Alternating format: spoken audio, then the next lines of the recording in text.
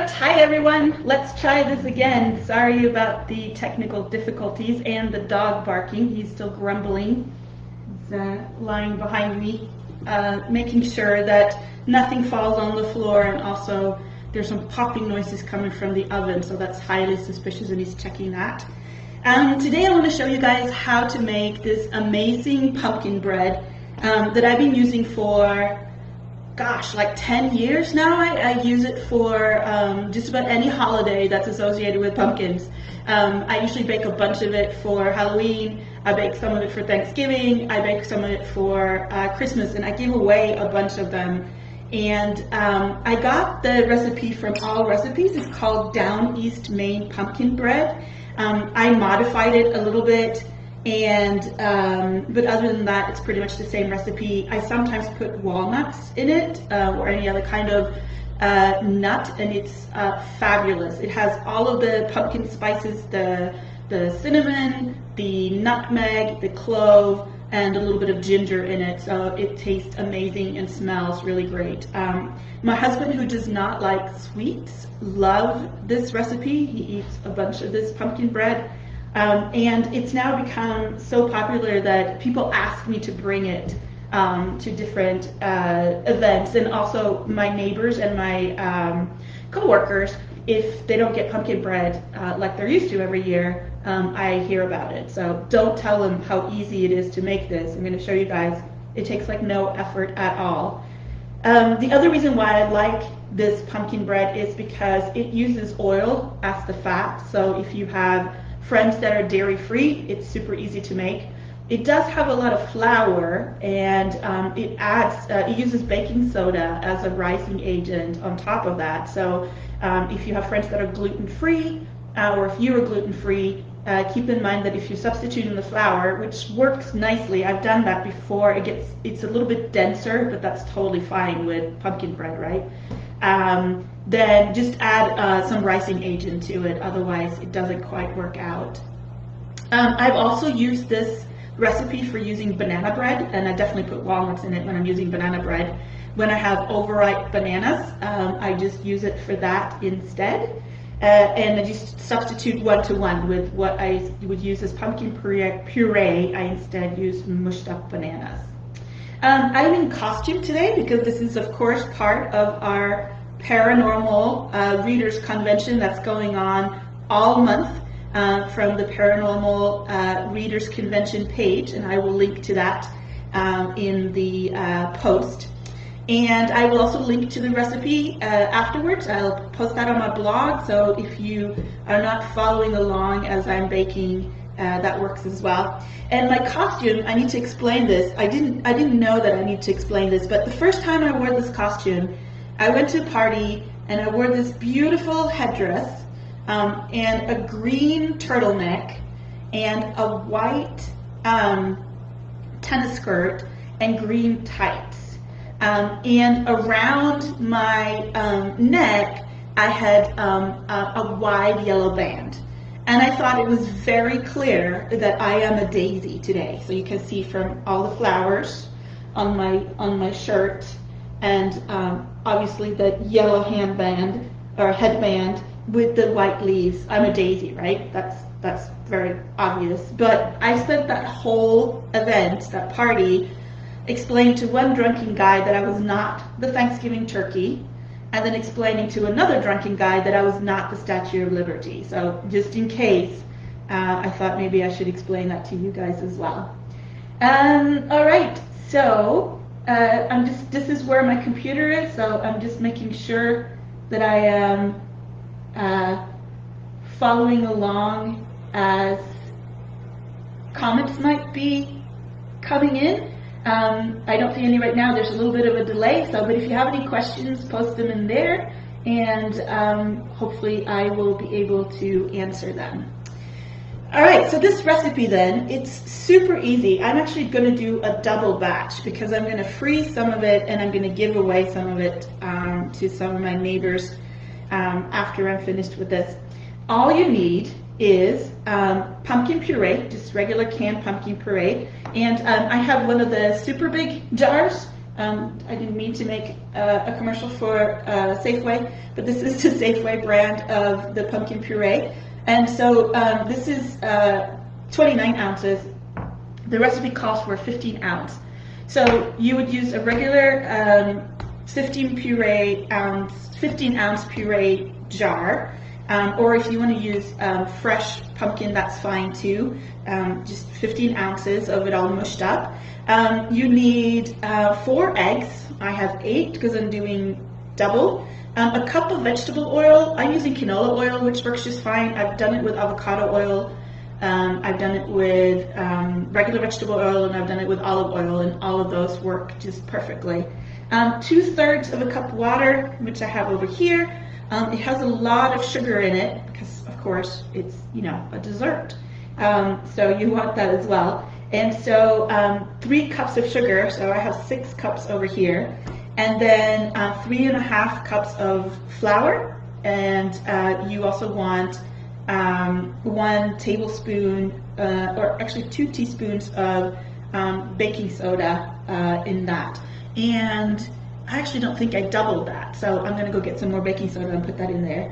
1.5 teaspoon of salt, which I have in here, and a teaspoon of ground cinnamon, a teaspoon of nutmeg, half a teaspoon of ground cloves, and a 1/4 teaspoon of ground ginger. And pretty much all of this is stuff that we have at home for staples, except for maybe the pumpkin puree. And so, and you know, everything starts coming earlier and earlier. So pumpkin puree, pretty soon you're gonna be able to find it in the stores in July.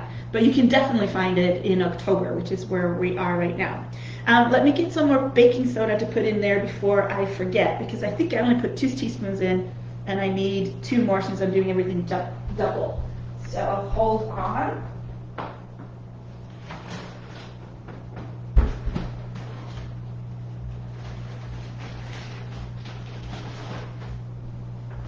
Here is my baking soda, and if I for some reason did put in double but it doesn't look like it, then we'll just have very fluffy pumpkin bread, which is fine as well. So let me dig out a teaspoon here. I don't have a very well organized, I have a basket that has all of my little measurements in it, and so you kind of have to just dig around to find what you need in there. So I'm going to put 2 more in here. Yeah, that looks about right. So we'll put this over here.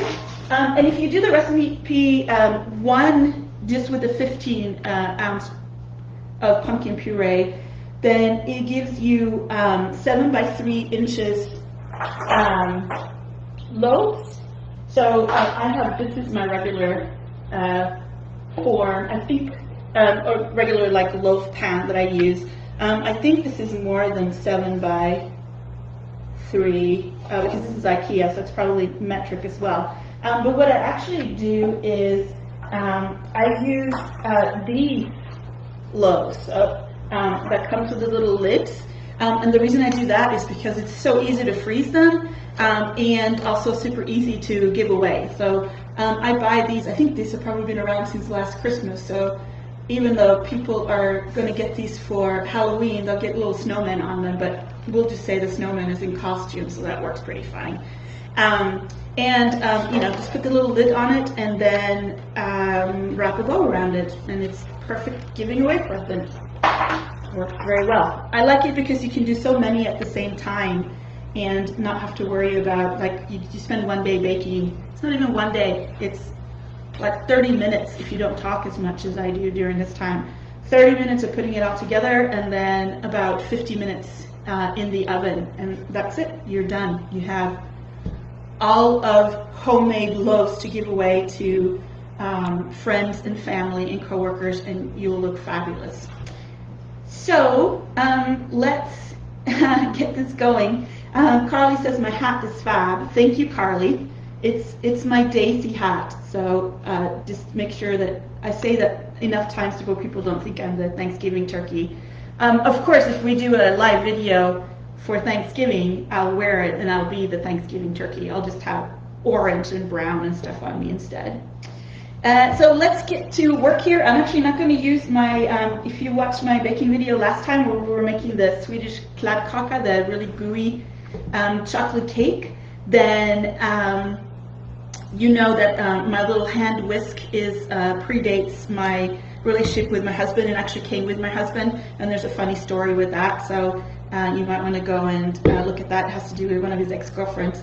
But today, because there's no butter or anything that really needs a lot of whisking, I am just using old-fashioned human power to get this going, including old-fashioned human power with opening my pumpkin jar. So here we go. Get the puree going. And I don't really bake pumpkin pies or anything like that. It's not something that I knew about before I came to the States. And also up here in, you guys can't see it now, but the dog has smelt the jar opening. And so, I don't know if you guys can see, there's a little dog nose right there. There it is. He's figured out that there's something going on that he might like. And so, where was I going with this? Oh, pumpkin pie. I had never really had it before I came to the States, and I really love it. But up here where we live in Pacific Northwest in the Eastern Washington area, there's a pie company called Cyrus O'Leary, and they make like amazing pumpkin pie, and it's my favorite, so I don't even bother baking it. I just buy theirs instead. Also, the Costco pumpkin pie is pretty good as well. Also, if you watched my previous baking video, you may have seen me use what I call the slikkespot, which is the scraper that you scrape things out of, but I had completely forgotten what it was called. So thank you to my friend Piper for putting in the comments that you can call it a spatula or you can call it a scraper. So this one I like because it has a very wide end and then a narrow end, and it's all just made of silicone, and I like the color blue, so that's always good. So I'm going to use the spatula or the scraper to get all of this gooiness out of here, which it looks horrible unless you know how good it tastes once you get all the spices and stuff in there. So if you are a holiday baker, what is your favorite thing to bake for the holidays? If you put that in the comments, I'll give away some e-copies of my book, Flash of Fear, which is the first in the Power of Lightning series about a forensic artist who was hit by lightning and has some special powers because of that. So there we go, there's the puree. So all we really do for this part is I am mixing together like all the liquid stuff. So I have the pumpkin in here. I'm going to put in the eggs and the oil and the water, and then later on I'll mix the spices and the flour and the baking soda together, and that's it. Well, the sugar goes in there as well. That goes in with the liquid before I put the flour in. But seriously, that's all there is to this recipe. It's super easy. So let me crack some eggs over here. I'm going to put this over here. As you guys know, I'm not a great egg cracker, so I crack them in a separate bowl because I know that I'm probably going to have to get my fingers in there and fish out some shells, which my mom was always upset about when we were baking together because she was one of those fabulous bakers that could crack the eggs with one hand. That's not a good idea for me to do that. It just means a lot of shells in there.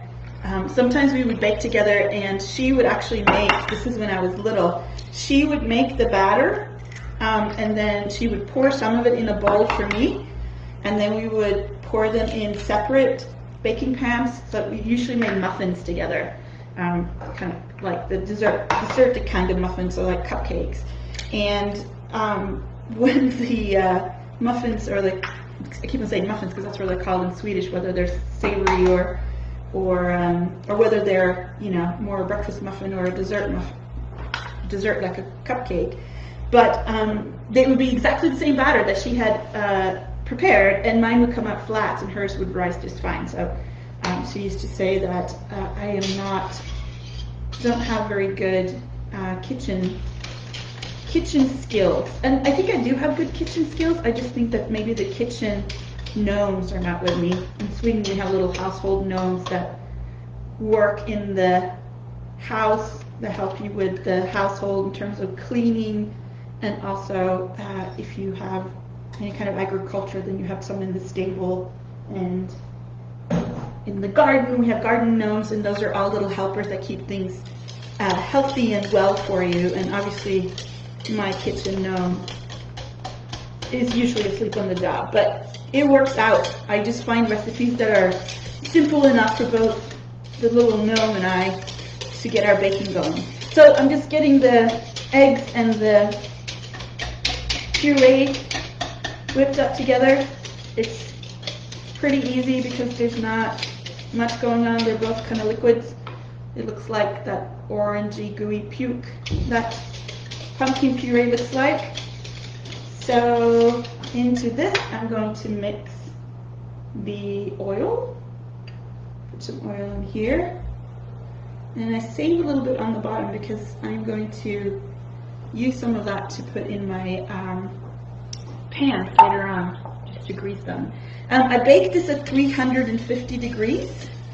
And so you want to set the oven to 350 degrees before you get started. But I have a convection oven, so it heats up pretty quickly, and 350 is pretty fast in most ovens. But that's where you want to bake it. Hi, Judy. Judy just commented. She makes English toffee. Ooh, that sounds really good. That also sounds more complicated than my skills can do. Judy and I used to work together, and she is now traveling around in the world. Maybe not right now because of the COVID, but she retired, and I am always super jealous of her pictures on Facebook because she's done like amazing things, like hiking in Peru and traveling around in South America. Sometimes her kids join her, and she's like living the life. Okay, now it looks a little bit less than puke and a little bit more like maybe bad diarrhea. Can you guys tell that I am a professional chef here? I'm not, but I do watch a lot of the Great British Baking Show, so I know all about things like making sure that you proof your dough and not have a soggy bottom on anything that you bake. All right, so we have sugar. No, we don't have sugar. We have puree. We have oil. We have egg. We're going to put the water in, 2/3 if you're doing just one batch. So this is 1 1/3. I'm making double. And now the batter is super easy because it's very liquid with the oil and the water in there. Get that going. And now here comes the sugar load. I mean, it's kind of a lot of sugar even just for one go. It's 3 cups of sugar in there, and so I have 6 cups of sugar. This is my biggest baking bowl, and I'm always worried that it's not going to fit because it always looks so big, or it always looks so full by the time I put the sugar in there.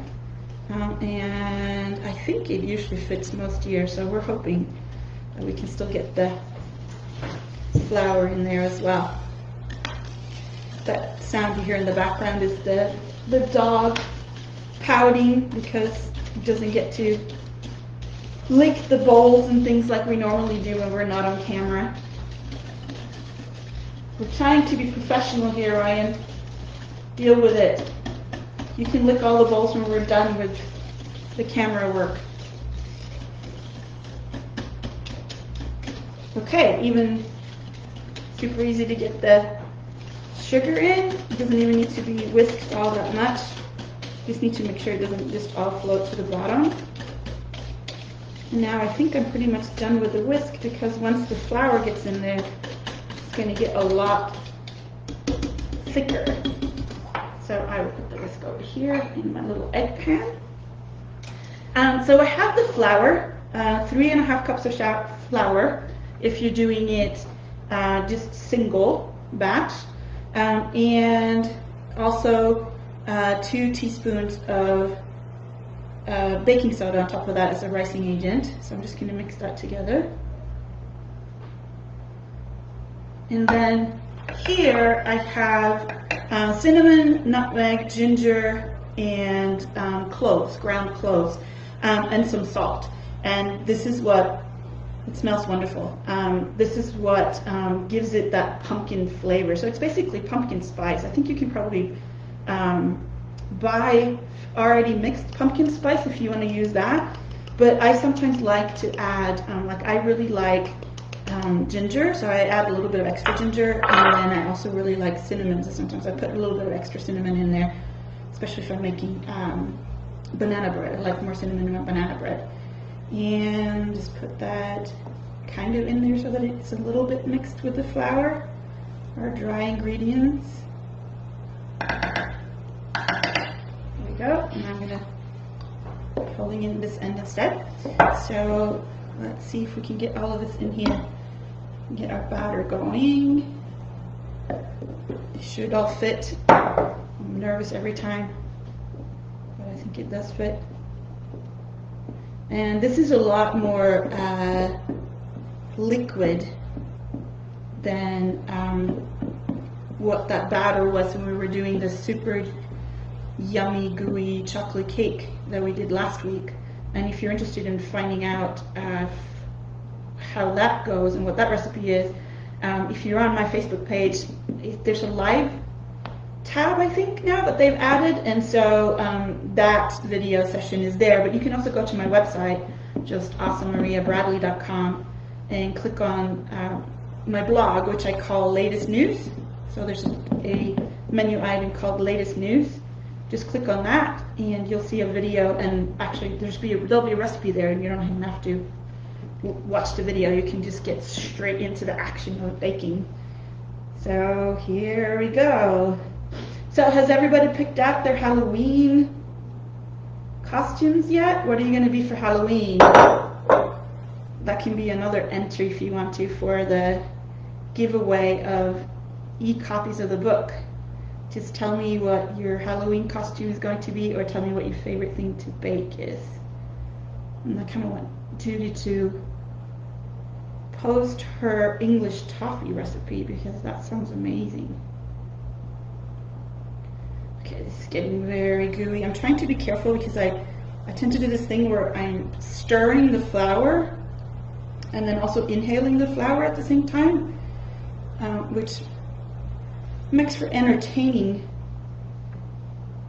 video, but not very professional. Although I've already talked about puke and diarrhea, so we're probably way beyond professional at this point. Can you guys hear that it's starting to sound like cake batter?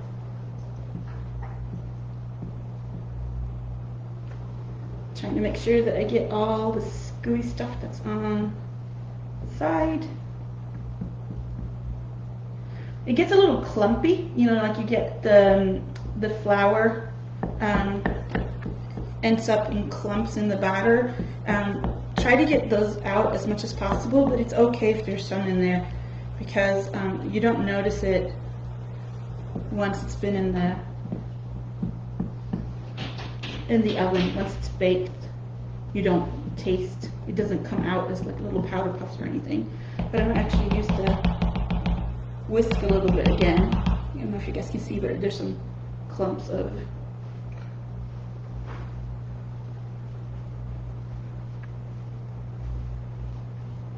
flour. So I'm going to see if I can get some of those out.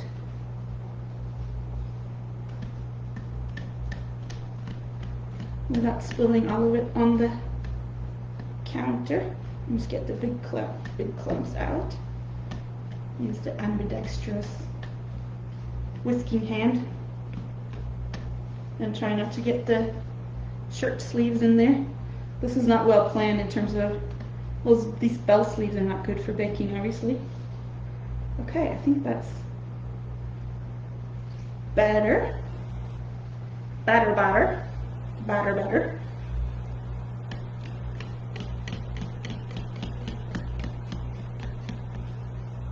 And it is a lot more liquid than the batter that we were working with last time, but you can also smell how really great it smells. And from the nutmeg and the ground cloves, you get these little brown spots in it. And I can already sort of start to see how good this is going to taste once it's finished. Okay, so I saved just a little bit of oil on the bottom of my my measurement here, and the reason for that is that's the dog scraping his claws on the wall because he's pouting again. So I'm going to take the clean part of my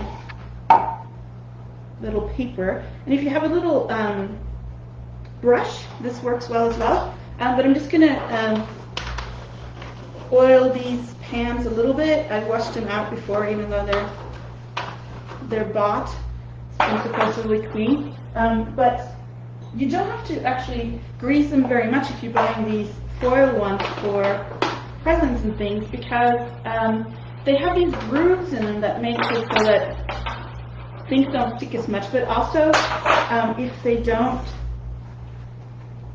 come out of the foil, like if they are sticky, it's easy to just, take the foil apart, which is kind of what people do when they start eating your bread anyway, because it's not like there's going to be that many leftovers. So here we go. When I fill them, it does rice. There's rice in the flour just by itself, because I'm using the all-purpose flour, and then also we added baking soda to them. So the recipe has baking soda in it. So I fill them about 2/3, and that seems to be good for not overflowing when they get in the oven.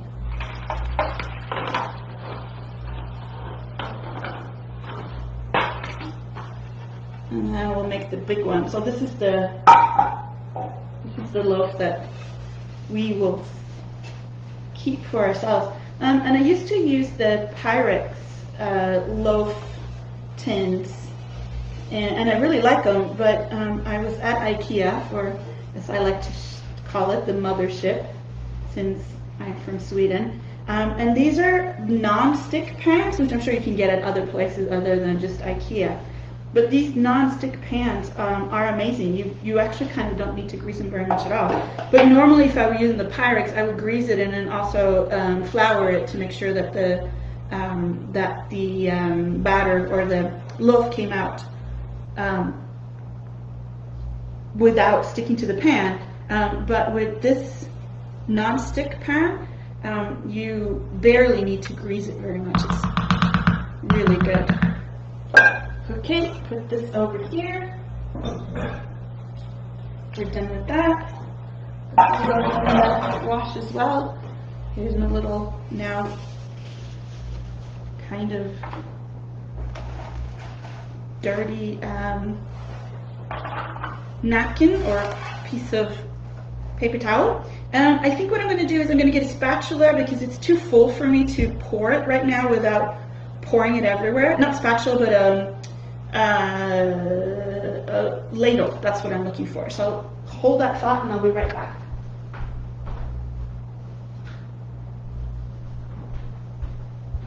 And we are back. So because I have weak wrists from doing too much typing, I try not to pour too big things, because otherwise I'll end up just dropping it. My wrist has this amazing ability to just kind of let go. Like you don't even know that they're going to do it. You just know that everything all of a sudden went splat.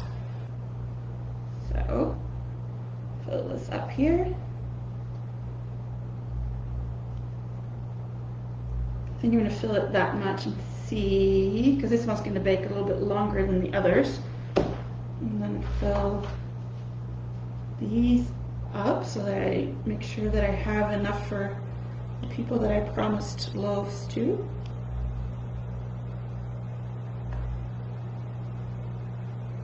Seeing them about right, and I'll wipe them down a little bit before they go in the oven so that they don't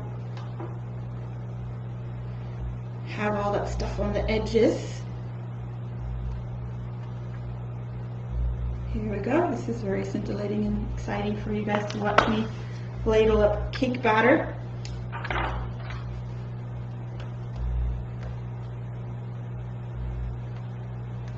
And the dog's taking another nap, like he did last time we were baking together. Basically, if there's no bowls to lick, he's not interested. Last time he was very disappointed because even after we turned off the camera, he couldn't lick the bowls because it had chocolate in it, which is not good for doggies. Okay, let's see if I can get them about the same.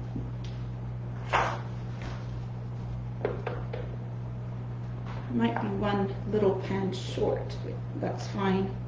I have promised 5. So if I get these 5 filled, that's fine. I think I'll put some more in these rather than making another one. There we go.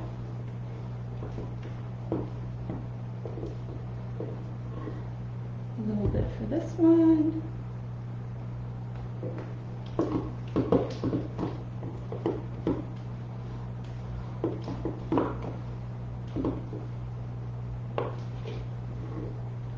A little bit more for this one. How are we doing over here? I think we're good here.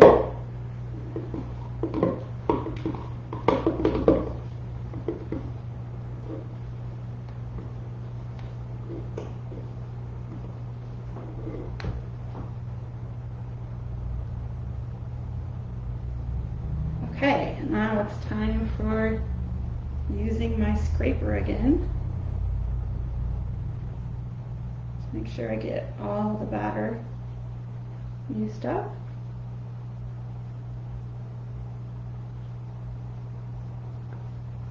There we go, put that there. I'm going to just rinse this off real quick because I still have pumpkin puree in on it.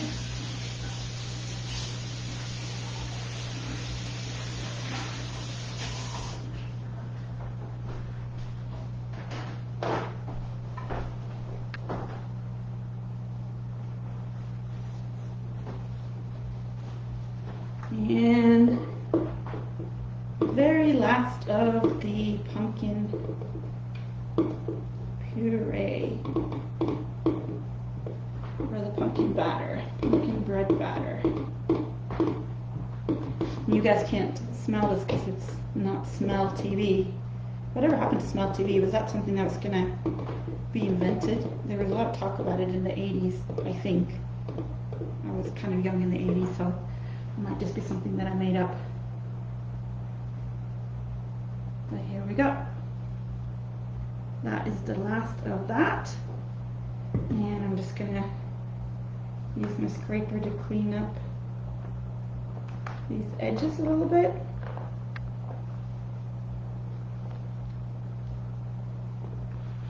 I'll wipe those down with some paper towels too before I put them in the oven. I prefer to put them straight on the shelves in the oven. I don't put them on the baking sheet. It just gives because I have a convection oven, there's a fan in there that blows the air around, and it just makes for better heat distribution. I find that it's easier to burn them if you have, on the bottom, if you have the baking sheet on there.